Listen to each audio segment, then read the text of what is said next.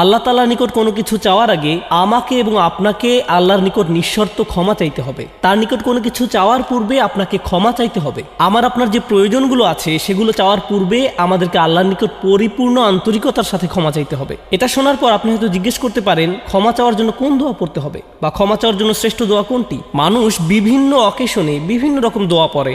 যেমন কোনো সন্তান সম্ভবা মা এসে জিজ্ঞেস করেন, কিছুদিনের মধ্যে আমার বাচ্চা হবে, এখন আমার বাচ্চার জন্য কোন দোয়াটা আমি পড়তে পারি? অথবা কেউ একজন এসে বলতে পারে, আমি চাকরির ইন্টারভিউ দিতে যাচ্ছি, কোন দোয়াটি আমি এখন পড়তে পারি? আমাকে বিশেষ সময় উপলক্ষে বিশেষ দোয়া বলে দিন। আমি আপনাদের বলছি, বিশেষ সময়ের ওই দোয়াগুলো অবশ্যই গুরুত্বপূর্ণ, কারণ সেগুলো পবিত্র এবং আল্লাহর কাছ থেকে অবতীর্ণ। কিন্তু সকল সমস্যার ক্ষেত্রে কমন দোয়া হলো আল্লাহর নিকট ক্ষমা প্রার্থনা করা। যে একটি দোয়া আপনার সকল সমস্যা দূর করবে তা হলো সত্যিকারভাবে আল্লাহর নিকট ক্ষমা প্রার্থনা করা। নূহ আলাইহিস সালাম তার জাতিকে আল্লাহর দিকে ডেকেছিলেন 900 বছরেরও বেশি সময় ধরে। তিনি তাদের নিকট অবিরাম দাওয়াত দিয়ে গেছেন। তার নবুয়তি জিন্দেগির শেষ দিকে এসে তিনি পিছনে ফিরে দেখেন এবং তিনি তাদের নিকট যে বার্তাটি দিতে চেয়েছিলেন তার একটা সার অংশ দাঁড় করিয়েছেন।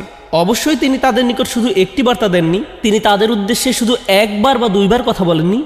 দাআতু কওমি লাইলান ওয়া নাহারা, তিনি বলেন, হে আমার পালনকর্তা, আমি আমার সম্প্রদায়কে দিবারাত্রি দাওয়াত দিয়েছি। তিনি রাতেও কোনো বিরতি নেননি, প্রতিনিয়ত সারাক্ষণ তাদের দাওয়াত দিয়ে গেছেন। কুরআনের একটি সূরা তার নামে নামকরণ করা হয়েছে, সূরাতুন নূহ। সেখানে তিনি এই গোটা সময় ধরে যে তার সম্প্রদায়কে দাওয়াত দিয়ে গেছেন তার একটা সারমর্ম তুলে ধরা হয়েছে। আমি তোমাদের কাছ থেকে আশা করেছিলাম কি, ইন্নী কুল্লামা দাআতুহুম লিতাগফিরা লাহুম, আর আমি গোটা সময় ধরে তাদেরকে এই ধর্মের দিকে আহ্বান করেছি যেন আপনি তাদেরকে ক্ষমা করেন ইয়া রব। আমি ঠিক এই কথাগুলো তাদেরকে বারবার বলেছি। ফাকুলতু ইস্তিগফারু রব্বাকুম, অতবার বলেছি তোমরা তোমাদের পালনকর্তার নিকট ক্ষমা প্রার্থনা করো। ইন্নাহু কানা গফফারা, তিনি অত্যন্ত ক্ষমাশীল। নিশ্চয় আল্লাহ হলেন এমন সত্তা যিনি বারবার এবং বারবার ক্ষমা করতে থাকেন। এরপর তিনি যা বলছেন তা খুবই অসাধারণ। আমি চাই আপনারা এই বিষয়টা উপলব্ধি করুন যে তিনি কোন ধরনের মানুষদের উদ্দেশ্যে কথা বলছিলেন। তিনি ইতিহাসের অন্যতম খারাপ একটি সম্প্রদায়ের উদ্দেশ্যে কথা বলছিলেন। নূহ আলাইহিস সালামের সম্প্রদায়কে পৃথিবীর অন্যতম চরম অবাধ্য জাতিগুলোর একটি হিসেবে বর্ণনা করা হয়েছে। সূরাতুজ জারিয়াতে আল্লাহ বিভিন্ন জাতি সম্পর্কে বর্ণনা করেছেন যারা আল্লাহর বিরুদ্ধে অর্থাৎ তাদের নিকট প্রেরিত রাসূলের বিরুদ্ধে বিদ্রোহ ঘোষণা করেছিল, ফলে তাদের ধ্বংস করে দেয়া হয়েছিল। এরপর সূরা নাজমে যখন নূহ আলাইহিস সালামের জাতির কথা আসলো, তিনি বললেন, ইন্নাহুম কানু হুম আযলামা ওয়া আতগা, নিশ্চয়ই তারা ছিল অতিশয় জালিম এবং চরম অবাধ্য। বিষয়টা যৌক্তিক মনে হয়। অন্য সব নবীর মতো তাদের এক প্রজন্মের জন্য নবী ছিল না। প্রতি শতাব্দীতে 3-4 প্রজন্ম মানুষের জন্য শতাব্দীর পর শতাব্দী ধরে তাদের একজন নবী ছিল। প্রতি 20 বছর পর পর নতুন নতুন প্রজন্মের আবির্ভাব ঘটে। আর নূহ আলাইহিস সালাম এটা দেখেছিলেন শতাব্দীর পর শতাব্দী ধরে। তিনি 40-50 প্রজন্মের মানুষদের দেখেছিলেন আর তারা সবাই তাকে প্রত্যাখ্যান করেছিল। আর তিনি সকল প্রজন্মকে একই দাওয়াত দিয়ে যাচ্ছিলেন। তিনি চরম অবাধ্য এক জাতির উদ্দেশ্যে কথা বলছিলেন। তাদের নিকট তিনি কি প্রস্তাব তুলে ধরেছিলেন? তিনি বলেন, ইস্তিগফারু রব্বাকুম, তোমাদের রবের ক্ষমা প্রার্থনা করো। ইন্নাহু কানা গফফারা, তিনি বারবার ক্ষমা করতে থাকেন। তোমরা বারবার আল্লাহর অবাধ্যতা করছিলে, আল্লাহ বারবার ক্ষমা করতে থাকেন। কিন্তু তার প্রস্তাব এখানেই থেমে থাকেনি। তিনি বলেন, ইউরসিলিস সামা আলাইকুম মিদরারা। এখানে ইউরসিল হলো জবাবে আমর। এর মানে হলো, যদি তোমরা তার নিকট ক্ষমা প্রার্থনা করো তাহলে আল্লাহ তোমাদের জন্য আসমানের দরজা খুলে দেবেন, আর এটা তোমাদের উপর অজস্র ধারায় করুণা বর্ষণ করবে।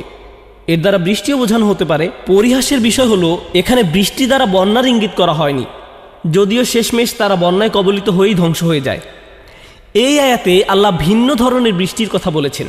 যদি তারা ক্ষমা প্রার্থনা করত, যে বৃষ্টি তাদের ধ্বংস করে দিয়েছিল সেই বৃষ্টি হতে পারত তাদের জন্য জীবন আহরণকারী। তারা বৃষ্টির জন্য প্রার্থনা করেনি, আর আল্লাহ তাদের বলছেন ক্ষমা প্রার্থনা করতে।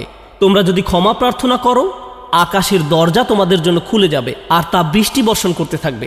আল্লাহ বলেননি যে পানি বর্ষিত হবে, তিনি বলেছেন আকাশ বর্ষণ করবে। কারণ আকাশ শুধু বৃষ্টি নয়, আরও রহমত বর্ষণ করতে পারে। আকাশ থেকে আসে ক্ষমা, আকাশ থেকে প্রশান্তি আসে, বিশ্বাস আসে, রিজিক আসে, সমস্যার সমাধান আসে আসমান থেকে। তিনি তোমাদের জন্য আকাশ খুলে দিবেন আর আকাশের সকল সম্পদ তোমাদের উপর অঝোর ধারায় বর্ষিত হবে। আর তোমরা এতদিন এই রহমতের ভাগীদার হতে পারছিলে না, কারণ তোমরা ক্ষমা প্রার্থনা করনি। তাই এখন ক্ষমা চাইলে এটা খুলে যাবে। আপনি সাধারণত একটা একটা করে আপনার সমস্যাগুলোর কথা আল্লাহকে বলেন। আপনার এমন সমস্যাও থাকতে পারে যার বর্তমান থাকার কথা আপনি নিজেও জানেন না, কিন্তু আল্লাহ জানেন। আমি আর আপনি যদি সত্যিকার অর্থে আল্লাহর নিকট ক্ষমা চাইতে পারি, তাহলে ওই অজানা সমস্যাগুলো স্বর্গীয় হস্তক্ষেপে সমাধান হয়ে যাবে। ইউরসিলিস সামা আলাইকুম মিদরারা, তিনি আকাশকে তোমাদের উপর অঝোর ধারায় বর্ষণ করবেন। আল্লাহ সুবহানাহু ওয়া তাআলা এখানেই থেমে যাননি। আপনি কার জন্য ক্ষমা চাচ্ছেন? নিজের জন্য। ইস্তিগফারু রাব্বাকুম, তোমাদের নিজেদের জন্য ক্ষমা প্রার্থনা করো। আল্লাহ বলেন ওয়ায়ুমদিদকুম আমওয়ালিন ওয়া বানিন, তিনি ধন সম্পদ এবং সন্তান দিয়ে তোমাদের ঐতিহ্যকে সমৃদ্ধ করে দিবেন। এমন সম্পদ নয় যা আপনাকে আল্লাহর কাছ থেকে দূরে সরিয়ে দিবে, কারণ এই সম্পদ দেওয়ার কথা এসেছে আপনার ক্ষমা চাওয়ার প্রেক্ষাপটে। তিনি আপনাকে ভালো সম্পদ দিবেন যা আপনার জন্য দুনিয়াতে এবং পরকালে কল্যাণ নিয়ে আসবে। তিনি আপনাদের ভালো সন্তান দান করবেন যারা আপনাদের জীবিত থাকা অবস্থায় ভালো কাজ করবে, তারা আপনাদের সম্মান করবে, ভালোবাসা দেখাবে, আনুগত্য করবে, আপনি তাদের দেখে গর্বিত হবেন। তারা জীবিত থাকা অবস্থায় আপনাকে সুখী করবে, এমনকি আপনি এই দুনিয়া ছেড়ে চলে গেলেও তারা ভালো কাজ করতে থাকবে, যা সাদকা জারিয়া হিসেবে আপনার আমলনামায় এসে যোগ হবে। আল্লাহ আপনাকে এই সব কিছু দান করবেন। প্রসঙ্গত এই দুই শব্দ সম্পদ এবং সন্তান সন্ততি এই সূরার শেষের দিকের একটি আয়াতেও এসেছে। ইন্নাহুম আসাউনি ওয়াত্তাবাউ মান লাম ইয়াজিদহু মালুহু ওয়া ওয়ালাদুহু ইল্লা খাসারা, আমার সম্প্রদায় আমাকে অমান্য করেছে আর অনুসরণ করেছে এমন লোককে যার সম্পদ ও সন্তান সন্ততি কেবল তার ক্ষতিই বৃদ্ধি করেছে। ধন সম্পদ এবং সন্তান সন্ততি ক্ষতির উপকরণ, কিন্তু আপনার ক্ষমা চাওয়ার পরে আল্লাহর পক্ষ থেকে যে ধন সম্পদ এবং সন্তান সন্ততি আসে তা আপনার জন্য কল্যাণ নিয়ে আসে। একই সম্পদ এবং সন্তান সন্ততি, পার্থক্য হলো এখন তাদের উপর আল্লাহর ক্ষমা ও রহমত আছে। বিষয়টা এমন যেন তারা দূষিত হয়ে গিয়েছে যতক্ষণ না আল্লাহ তার ক্ষমার মাধ্যমে তাদের পরিশুদ্ধ করে দেন। ইস্তিগফারু রাব্বাকুম, তোমাদের রবের কাছে ক্ষমা চাও। আল্লাহর কাছে ক্ষমা চাওয়ার মাধ্যমে আপনি কি কি সুবিধা পাবেন? আল্লাহ আপনার জন্য আকাশের দুয়ার এমনভাবে উন্মুক্ত করে দিবেন যা আপনার জন্য অকল্পনীয়। আপনি সঠিক দিক নির্দেশনা পাবেন, আপনার বুঝ ব্যবস্থার উন্নতি হবে, আপনার ব্যক্তিগত ও পারিবারিক সমস্যার সমাধান হয়ে যাবে। ওয়ায়ুমদিদকুম আমওয়ালিন ওয়া বানিন, আর তোমাদেরকে ধন সম্পদ ও সন্তান সন্ততি দিয়ে সাহায্য করবেন।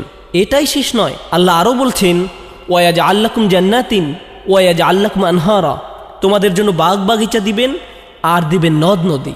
এসব আল্লাহর ওয়াদা। আপনাকে কি কি দিবেন যদি আপনি শুধুমাত্র ক্ষমা প্রার্থনা করেন? সহজভাবে বুঝিয়ে বললে আল্লাহ বলছেন আপনি যে কোনো কিছুর জন্য চাইতে পারেন অথবা শুধু ক্ষমা প্রার্থনা করতে থাকেন, তাহলে আপনার সব চাওয়া পূরণ হয়ে যাবে।